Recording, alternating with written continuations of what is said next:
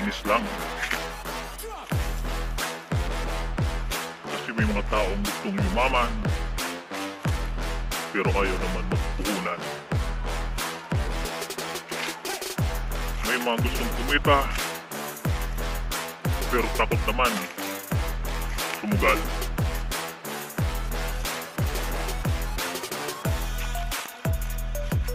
Ang buhay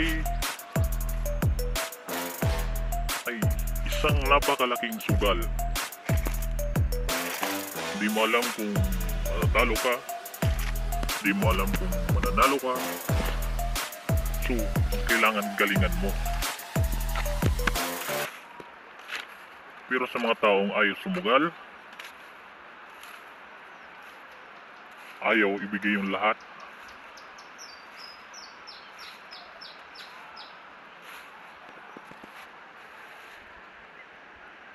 sinasabi ko sa inyo, wala kayong mararating. Kasi ang taong